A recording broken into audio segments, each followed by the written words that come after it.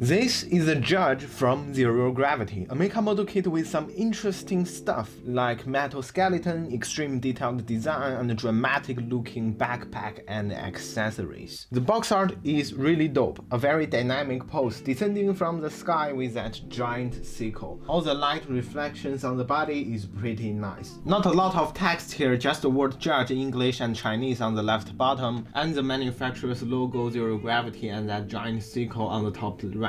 On the bottom we can see how this build will look like front and back. Some more information about the kit, like it has alloy die casting framework and that giant sickle handle, how its articulation is good and whatnot.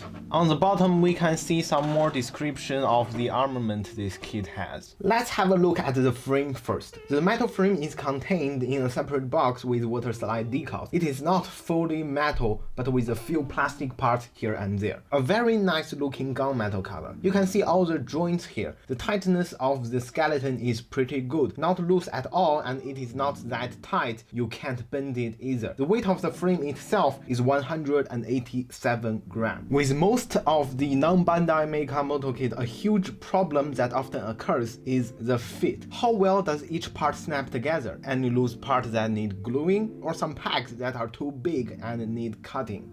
Well, there is one problem with mine. The backpack cannot connect to the back properly. No matter how hard I pushed it, it keeps coming off. So I had to glue it here. I asked a few friends who bought this kit and they don't have this problem at all. So I'm guessing I messed something up, or this is a problem that happens to a handful of people. I don't know. Besides this, I didn't cut any packs or used glue on any other part. That is like really impressive. This thing is the closest thing to Bandai out there in terms of fit. If I didn't encounter the backpack problem, I would say this is almost Bandai quality. A huge surprise for me, but a welcome one. It does come with a base, and the detail on the base is pretty nice. They give you this fluorescent green as the stand, which is a bit weird. Now let's get on to the most important part, aesthetic. They made it into this deep blue and white with a little bit of red, yellow and fluorescent green. You can choose between green and gray. They provided two runners just with color differences. I used the green, it looks cooler except for the eye part, because the eye part on the gray runner is pre-painted. Yes, this kit has no stickers, and the current look of it is just snap building. No panelized, no stickers, no decals, no painting, nothing. But it does not look like your everyday out-of-box build kit. Why is that? Well, there are a few reasons. The metallic skeleton, the matte finish with the outer armor. Yeah, the outer armor is not the usual plastic shine we see in most Bandai kits, but this matte texture. You don't even need to spray it, they got you covered. And the last thing is the level of details. Now, before I conclude anything, you guys can have a close look and decide for yourself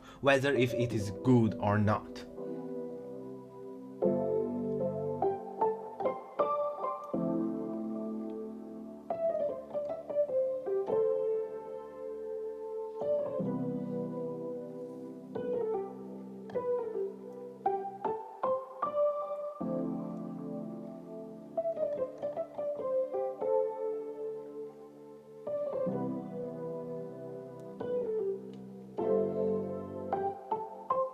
Alright, now you have seen all the details closely. I don't know about you, but I was genuinely shocked by the backpack and the cannons. That level of details, all those hollow out parts, all those color separations are made by separate parts, not stickers. Well, the aesthetic is not an objective thing to judge. Some choices they made in designing this may cause some different opinions. Like how curvy the outer armor is, a lot of twists and turns. The overall body shape is also quite dramatic. The legs are long AF. The height of the lower leg is about the same height as the whole upper body. This guy has some unconventional thruster placement, like the ones on both sides of the head, front and back of the skirt armor. It does make sense to have some thrusters placed on every direction when fighting in space, but the ones on the side of the head, isn't that just gonna burn the attention? banana. The backpack is massive and absolutely stunning. It has some of the best color separation and details I have ever seen in a mecha model kit. This part looks like a demon or something. The eyes, the nose, the horns, a lot of articulations going on in this part.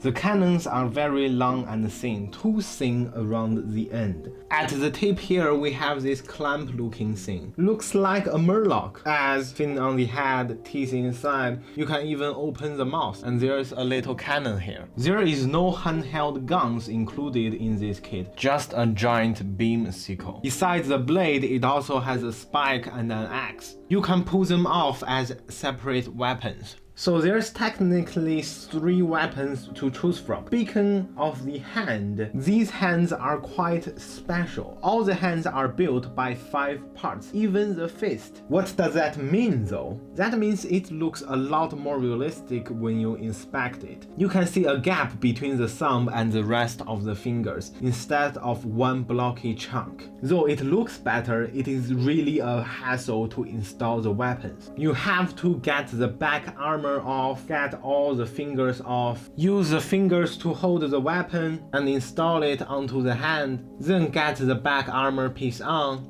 the thumbs on. A lot of unnecessary assembling and disassembling there. The effect parts for the weapons are great. Crystal clear with no air bubbles, looking very sharp, I dig it. The only problem being the water gate on these parts are absolutely gigantic. Let's take a look at the articulations. The head is very much buried into the chest, so can barely move. However, if you want to have more poses, just pull the head out. Use blue tag or something to hold it, and you can have a lot more articulations. Makes you wonder why didn't they just make the neck longer. The usual 2 360s on the arm.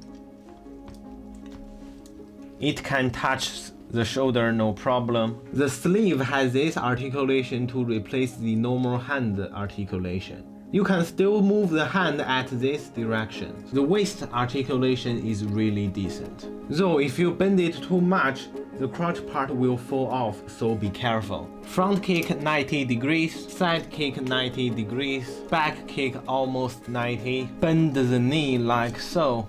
The face movement is a bit limited by the giant armor.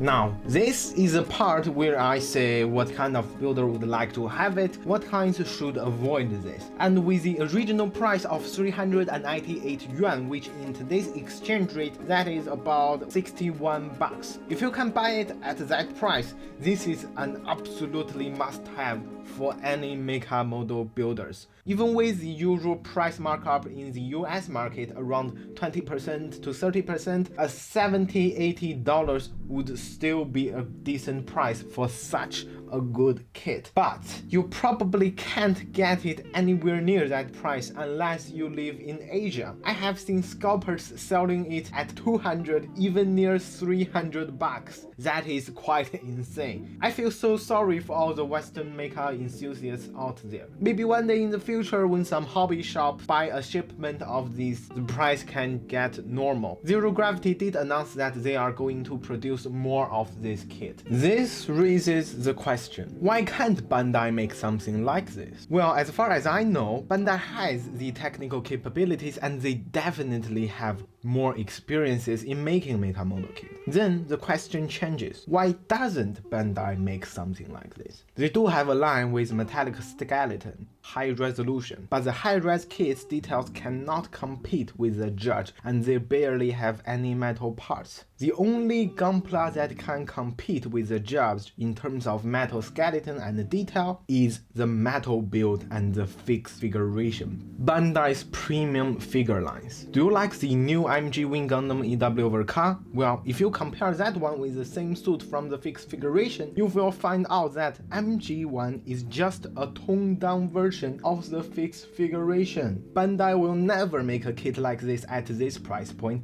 Just think of the MGEX Unicorn. The only thing new in that kit is the light, and Bandai charges you $200. The thing I want to say is, monopoly is never good for consumers, and I do hope there will be more and more non-Bandai high-quality mecha model kits. Maybe one day, there will be someone that can make Bandai less greedy and more competitive. That's about it. If you have more questions about this kit, just ask me below, I will get back to it. See you all next time, peace.